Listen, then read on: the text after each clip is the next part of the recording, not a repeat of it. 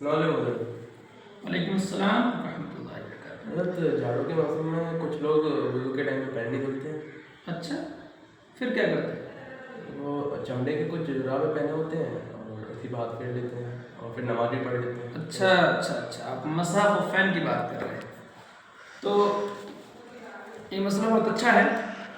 دراصل شریعت اسلامیہ میں اجازت دی گئی ہے، جاڑے کا موسم ہو کوئی موسم بھی ہو، پیر دھلنے کے وقت میں آپ موزے پر مسح کر کے وضو مکمل کر سکتے ہیں۔ اس کے کچھ ضروری چیزیں ہیں، میں موٹی موٹی بتا دیتا ہوں آپ کو۔ موزے پر مسح کرنے کے لیے سب سے پہلی ضروری بات یہ ہے کہ موزہ چمڑے کا ہونا چاہیے، جیسا آپ دیکھ رہے ہیں چمڑے کا ہے، پورا موزہ چمڑے کا ہو، یا پھر یہ نیچے کی تلی ہوتی ہے یہ چمڑے کی ہونی چاہیے۔ اگر یہ نہیں ہوگی تو وضو نہیں ہو پائے گا، پہلی چیز۔ دوسری چیز، یہ جو موزہ ہے تو یہاں سے لے کر ٹخنے تک کم سے کم چھپا ہونا چاہیے، ایسا موزہ ہو، پیر سے ملا ہونا چاہیے، بہت ویسا نہیں ہو۔ اور ایک ضروری بات اس میں یہ ہے کہ اس طرح کا موزہ ہو کہ پہن کے ہم سکون سے چل سکیں، ایسا نہ ہو کہ آگے بڑھ رہے ہیں تو اتر جا رہے ہیں۔ اگر یہ چیزیں ہیں اس طرح کی، موٹی موٹی بات بتا رہا ہوں آپ کو۔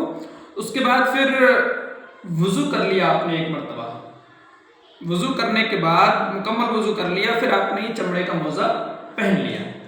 اب شریعت میں یہ اجازت ہے، رخصت ہے کہ 24 گھنٹے تک، مثال کے طور پر آپ نے فجر کی نماز میں وضو کر کے موزہ پہن لیا اور نماز پڑھ لی، اس کے بعد تقریباً 10 بجے یا 12 بجے یا 8 بجے جب بھی آپ کو وضو ٹوٹ گیا، وضو کی حاجت ہوئی، تو اب اس وقت سے ٹائم شروع ہو جائے گا آپ کا۔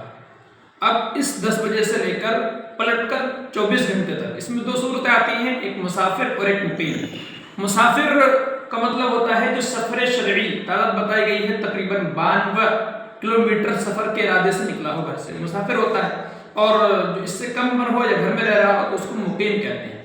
تو مقیم کے لیے 24 گھنٹے تک کی اجازت ہے کہ 24 گھنٹے تک وہ مسح سے کام چلا سکتا ہے، اور مسافر 72 گھنٹے 3 دن تک کر سکتا ہے۔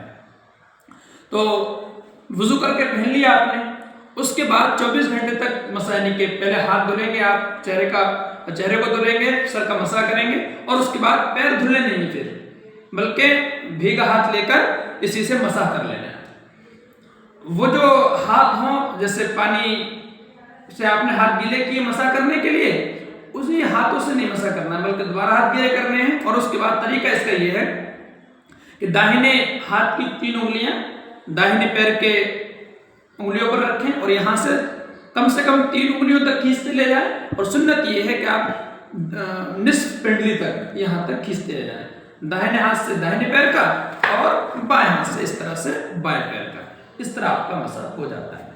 اگر آپ نے وضو کر کے نہیں پہنا ہے تب نہیں کر سکتے۔ ساتھ ہی ساتھ یہ 24 گھنٹے کے دوران آپ موزہ پیر سے اتاریں گے نہیں، اگر اتار دیں گے تو اس کی مدت ختم ہو جائے گی۔ ساتھ ہی اس میں پانی نہیں گیا ہو، اگر پانی چلا گیا اور پیر آدھے سے زیادہ بھیگ گیا تب بھی آپ کا مسح ختم ہو جائے گا۔ پانی سے بچا کے رکھا، مطلب پانی اوپر چلا لیکن اندر نہیں گیا تو کوئی دقت نہیں ہے۔ ساتھ ہی ساتھ موزہ آپ نے اتارا نہیں ہو تو 24 گھنٹے تک یہ اجازت ہے کہ آپ اس پر صرف مسح کر کے اور اپنا وضو مکمل کر کے نمازیں پڑھ سکتے ہیں۔